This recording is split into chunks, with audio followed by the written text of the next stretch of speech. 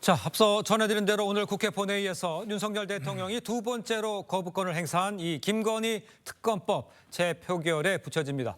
노동일 파이낸셜 뉴스 주필 이승훈 더불어민주당 전략기획위 부위원장과 함께 정치권 소식 지금부터 자세히 짚어보겠습니다. 안녕하십니까? 안녕하세요. 안녕하세요. 먼저 한동훈 대표 재표결을 하루 앞두고 부결을 설득할 것이다 이렇게 말을 했습니다. 목소리를 한번 직접 들어보겠습니다. 지금 민주당이 통과시키려고 하는 특검법은 민주당이 모든 걸 정하고 민주당 마음대로 하는 특검법입니다. 그런 특검법이 통과되고 시행돼서는 사법 질서가 흔들리게 될 것입니다. 저는 그렇기 때문에 이 민주당이 통과시키고자 하는 지금의 이 특검법에 대해서는 부결시키는 것이 맞다고 생각하고 당원들에 대해서도 그리고 당 의원들께도 그런 설득을 드릴 생각입니다. 일단 전체적으로만 보면 한동훈 대표는 이 대통령실과 각을 세우는 모습이다 이렇게 이야기를 할 수 있지 않을까요? 그런 상황에 이제 부결에 힘을 실은 상황입니다. 오늘 재표결에서 여당에서 8표 이상 이탈표가 나온다면 이 가결이 되는 이런 상황이죠. 얼마나 나올지 이게 좀 관심이 쏠리고 있는데 교수님 보시기에는 어떻습니까? 글쎄요, 뭐 속단할 수는 없지만 네. 부결되지 않겠습니까? 지금 말씀하신 대로 뭐 저 친한 친윤 이른바 네네. 뭐 갈등이 있고 네네. 거기다 한동훈 대표도 어려움에 처해 있는 상황이지만 한동훈 대표도 공개적으로 예. 부결에 힘을 실겠다, 설득하겠다 이렇게 얘기 나오는 거 아니겠습니까? 그리고 8명 이상인 여당에서 이제 뭐 찬성을 해야 되고 또는 이제 불출석하면 이제 그 가결표가 줄어드는 그런 상황인데 예. 그런 상황을 만약에 연출한다, 만약 가결된다. 그러면 그 후폭풍을 여권 전체에서 감당할 수 있을까요? 아예 갈라서자 뭐 이런 말 나올 것이고 예. 뭐 탈당한다 이런 대통령 탈당하겠다 이런 게 나올 것이니까 현재로서는 뭐 여권 전체의 갈등이 그 정도까지 가겠다 네. 이렇게 보기는 어려운 상황이고 뭐 속단할 수는 없지만 뭐 부결되지 않을까 이렇게 생각합니다. 알겠습니다. 부결 쪽에 무게를 두시는 것 같습니다. 일단 오늘 재표결에 들어간 이 특검법, 최근 논란이 된 이 공천 개입 의혹도 지금 포함이 되어 있고요. 첫 번째 법원보다 수사 대상이 확대되어 있는 이런 상황이죠. 그렇다면 민주당 오늘 또다시 특검법 부결된다면 또 재발의할 뭐 이런 상황입니까? 네, 재발의에 들어가긴 할 건데요. 계속해서 재발의와 거부가 된다라고 한다면 계속 반복되는 상황이죠. 예, 국민들께서는 굉장히 피로감도 느끼고 예. 굉장히 혼란스러울 거라고 생각됩니다. 네. 그래서 민주당 입장에서는 이번에 10월 국정감사에서 김건희 여사와 관련한 모든 의혹들에 대해서 좀 국민들에게 정확히 궁금증을 해소시켜 줄 수 있는 그런 제대로 된 질의 그리고 그 제대로 된 답변을 좀 받아내야 되겠다. 예. 그리고 그걸 토대로 해서 다시 재표결에 들어가시고 할 건지에 대한 좀 고민을 해야 될 것 같고요. 다만 이제 한동훈 대표가 이번에 뭐 부결을 요청했는데 뭐 대표 입장에서 보면 지금 대통령에게서도 면담도 안 되는 상황이기 때문에 예. 일단은 화해 제스처를 취하는 것으로 보여지는데요. 민주당의 마음대로 민주당이 아닐 뿐이다라고 했다라고 한다면 예. 국민의힘에서도 한동훈 대표가 약속한 대로 국민의힘에 좀 안을 내서 국민들이 이제는 끊어주기를 원하는 거잖아요. 뭐 도이치모터스 의혹, 명품백 의혹, 뭐 관저공사 의혹, 양평고속도로 의혹 너무 많거든요. 공천 개입까지. 이 부분들에 대해서 한동훈 대표가 좀 적극적으로 이 의혹을 해소시켜 줄 수 있는 안들을 마련했으면 좋겠다. 이렇게 생각됩니다. 알겠습니다. 일단 이런 재발의와 관련한 것과 별개로 부결이 된다 해도요. 민주당은 7일부터 시작된 이 국감에서는 김 여사 관련 의혹을 정조준한 방침이다 이렇게 알려져 있습니다. 그러니까 여당 이렇게 나오다 보니까 여당 내에서 김 여사가 직접 사과해야 된다는 목소리도 이제 좀 점점 커지는 것 같은데 이 부분은 사과를 해야 된다라고 하는 말도 있지만 사과한다고 끝이 아니다 이런 지적도 있는데 이거 어떻게 보면 좋겠습니까? 글쎄 전 개인적으로는 뭐 오래전부터 김 여사가 직접 사과를 하고 예. 국민들께 정말 죄송하다는 말씀을 드려야 된다라고 얘기했고요. 네. 지금도 변함이 없습니다. 사과 필요하고 지금이라도 해야 한다. 지금이라도 예. 늦었지만 물론 뭐 대통령실이라든지 이런 여권 내부에서도 사과해야 한다. 뭐 사과하면 잘못을 인정하는 게 된다. 뭐 그다음 공세가 더 거세질 것이다. 이렇게 부정적인 기류가 있다고 이렇게 양립하고 그렇죠. 있다고 예, 예. 얘기를 듣고 있습니다.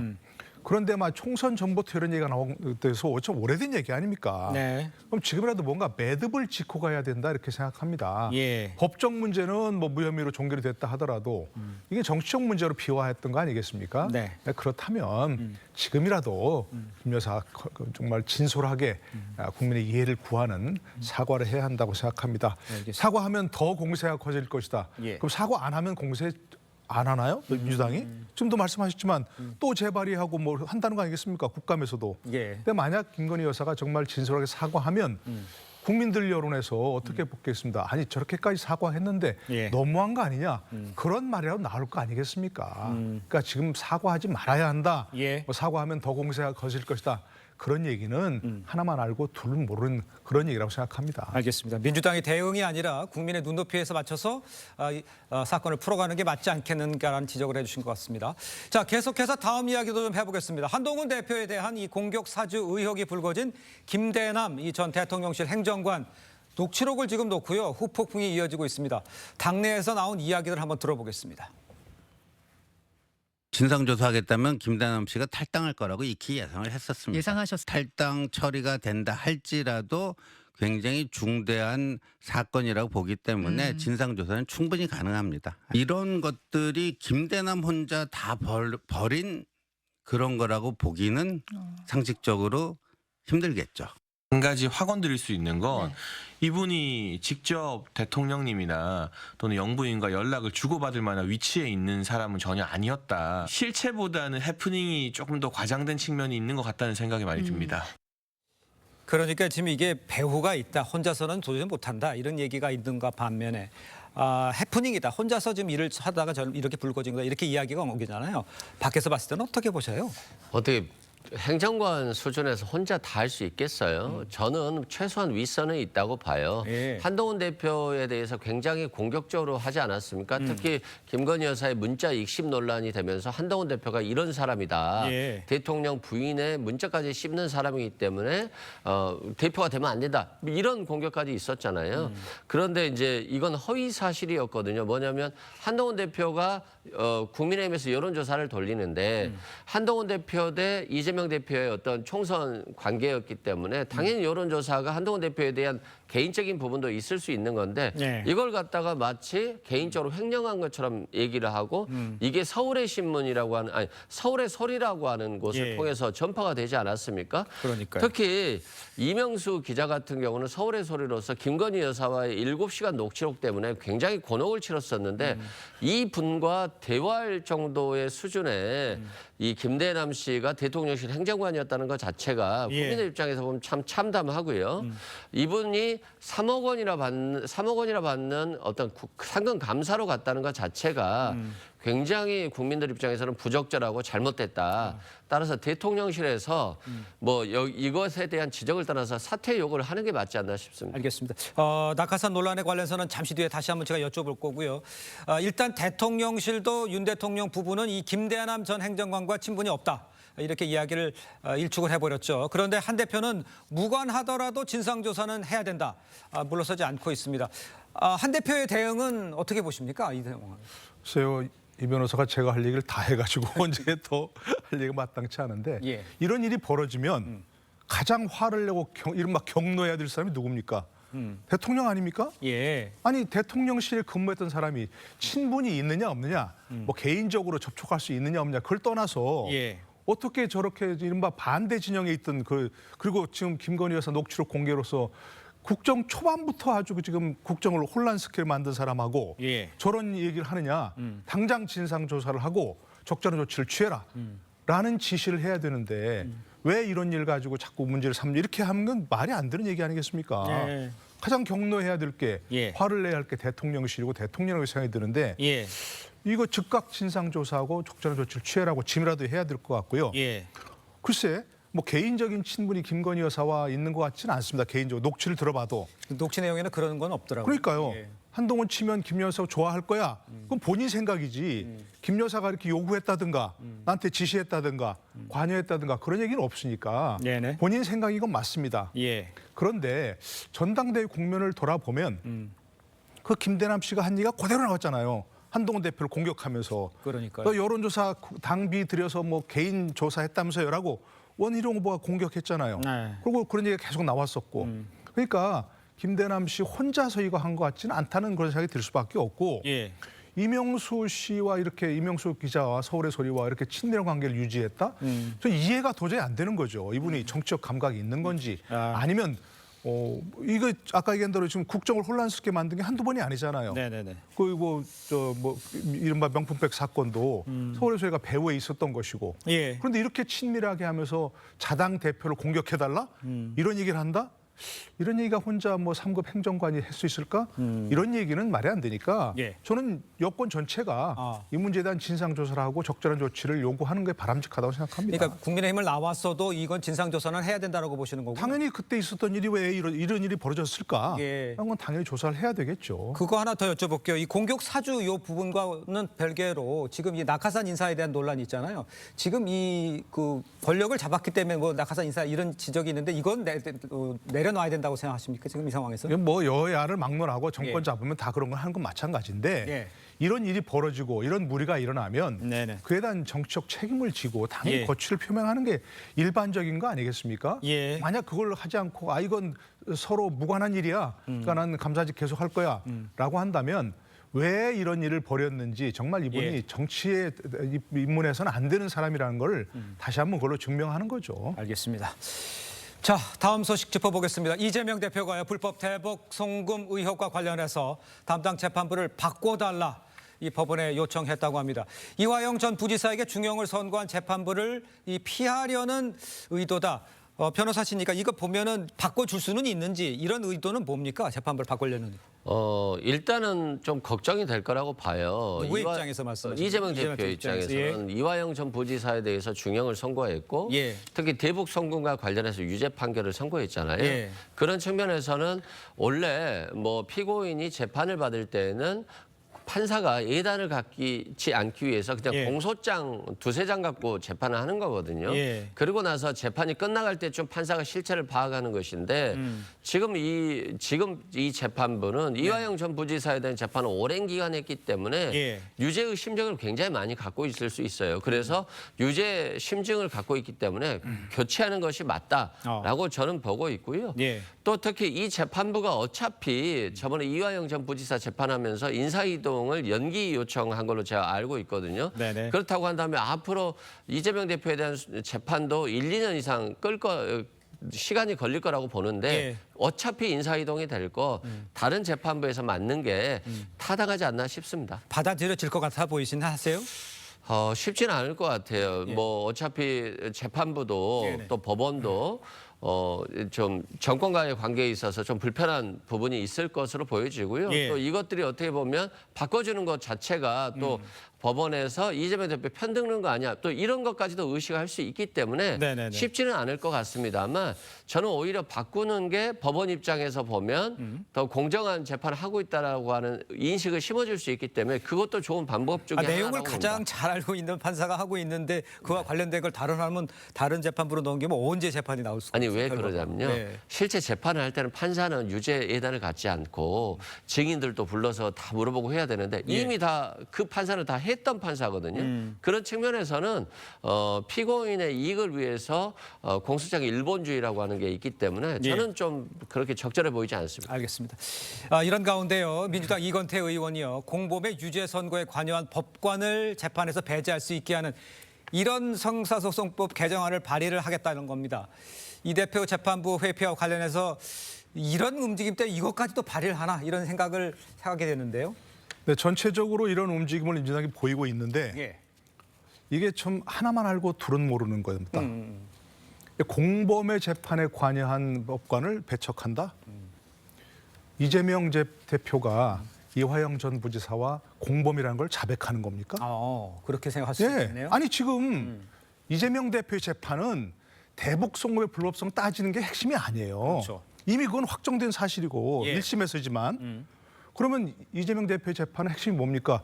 이화영 전 부지사로부터 보고를 받았느냐, 지시를 했느냐. 예. 그래서 대북 불법 송금에 핵심 관계자 공범이냐가 지금 핵심인 거예요. 그렇죠. 대북송금은 따질 필요가 별로 없어요. 근데 만약 새로운 재판부가 맞는다면 거기서부터 따져야 되는 거겠죠. 예. 예. 그러니까 현재 그 재판부가 맞는 게 맞고 네네. 만약에 민주당에서 이 문제를 자꾸 회피하려고 하고 이완영 부지사와 뭔가 예단을 갖고 있는 거 아니냐라고 한다면 그리고 아까 말씀하신 그런 법률 네네. 공범의 재판에 관여한 재판부가 관여할 수 없도록 한다. 그러면 이 대표와 이완영 부지사가 공범이라는 걸 인정하는 건가? 뭐 이렇게 생각할 수 네, 있다. 그러니까 그럴 수밖에 없다는 얘기입니다. 아, 알겠습니다. 그러니까 이거는 오히려 화를 더 불러오는 그런 일일 수 있습니다. 알겠습니다. 잘 생각해야 됩니다, 이거는. 알겠습니다. 자, 이런 가운데 이제 그제요 이화영 전 부지사가 증인으로 출석한 이 법사위 검사 탄핵 청문회를 두고 여파가 이어지고 있죠. 이 전 부지사가요 쌍방울 김성태 전 회장의 폭로를 걱정하는 내용이 담긴 이 녹취가 공개되기도 했습니다. 직접 한번 들어보시죠.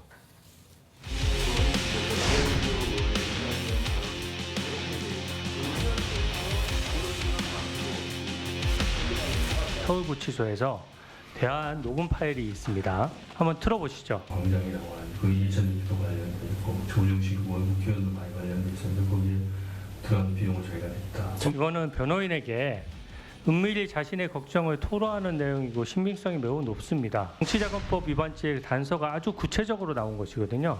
저 녹취를 어디서 구했습니까? 녹취를 틀려면 전부 다 트세요. 저렇게 부분만 짜집게 해가지고 꼭 검찰이 하는 행태처럼 하시네. 그러니까 이제 그러면 이제 위원회 전체 위원회에 대해서 국민의 의원님들 조용히 하세요. 좀 들어보자고요.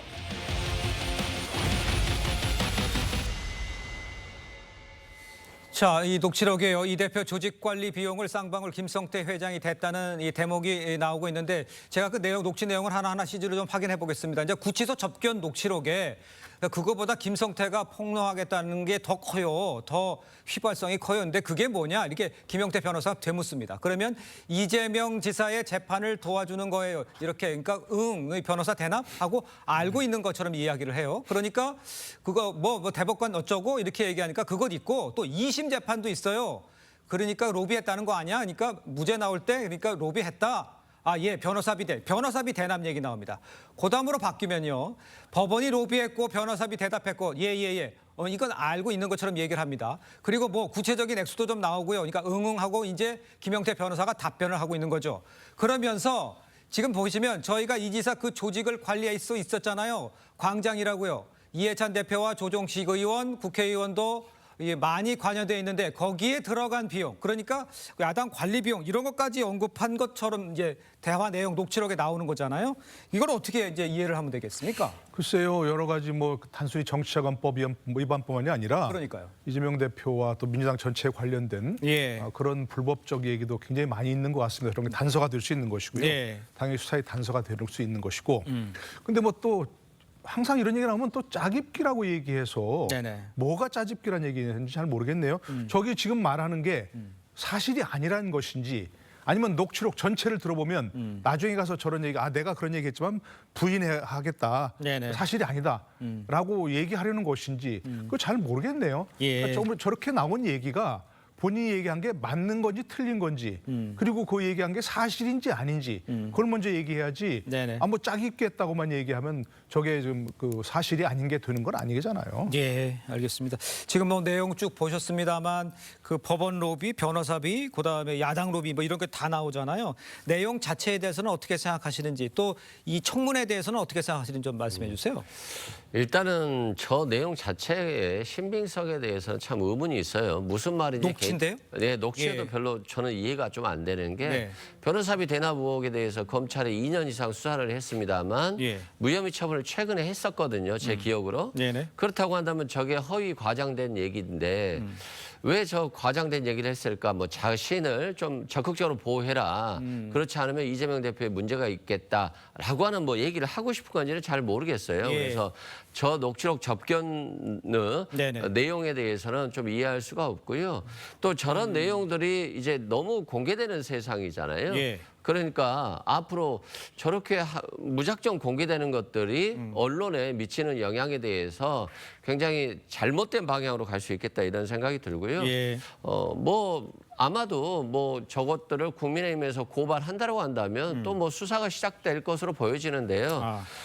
정권 3년 차에 아직도 저렇게 이제 수사 관련 얘기들로만 국회에서 한 부분에 대해서는 예. 저는 좀 안타깝게 생각되고 예. 이화영 전 부지사가 국회에 나와서 저런 얘기를 한다고 해서 뭐 특별하게 무슨 이재명 대표에게 도움이 되겠어요. 이화영 전 부지사도 나오고 예. 또 검사도 나와서 서로 간에 진술에 있어서 회유 압박이 있었고 허위 진술이 있었느냐 없었느냐와 관련해서 논의가 됐다라고 예. 한다면 저 청문회장이 굉장히 좋은 역할을 했을 수도 있는데 그렇지 못했기 때문에 예. 저는 좀 아쉬웠다 이렇게 말씀드립니다. 그 재판 청문회가 좀 그 민주당에도 큰 도움이 안 됐다 이렇게 좀 해석을 하시는 것 같은데 일단 그거는 어떻게 보십니까? 재판정을 국회로 끌어들이는 모습입니다. 그러니까 재판이 진행 중인 상황인데 국회에서 이게 재판정이 열리는 것 같은 분위기예요. 글쎄 저도 저런 게 무슨 의미가 있는지 잘 이해가 안 돼요. 네. 뭐 지지자들한테는 저런 것이 뭐 아우 저 이재명 대표라든지 이화영 전 부지사는 문제가 없어 무죄야. 라는 확신을 강화해 주겠지만 네, 네. 저런 말 안 듣더라도 이미 다 그렇게 생각하고 있는 거 아니겠습니까? 근데 저런 얘기를 이화영 전 부지사가 재판에서 했을 거 아닙니까? 그러니까요. 안 했을 리는 없는 거고. 근데 본인이 회유를 받아서 허위 진술을 했고 그 허위 진술이 유죄의 증거가 됐다? 그거 아니잖아요. 허위 진술했다가 번복했잖아요. 진술을. 네네. 그래도 유죄가 나왔습니다. 예. 재판에서는 검사가 유죄를 증거를 댈 것이고 피고인과 변호인이 부인할 것이고 그걸 보고서 그 공방을 보고서 재판부 제3자인 법관이 판단한 거 아니겠습니까? 근데 거기서 유죄가 나왔는데 예. 저렇게 국회에 나와서 혼잣말을 얘기하는 것은 아무런 의미가 없는 것이고 글쎄 뭐 본인들에게는 좀 위로가 되는지 모르겠습니다만 예. 그런 건 정말 시간 낭비, 국정 낭비라고밖에 볼 수 없는 거죠. 알겠습니다. 자, 오늘 두 번 말씀은 여기까지 듣겠습니다. 고맙습니다.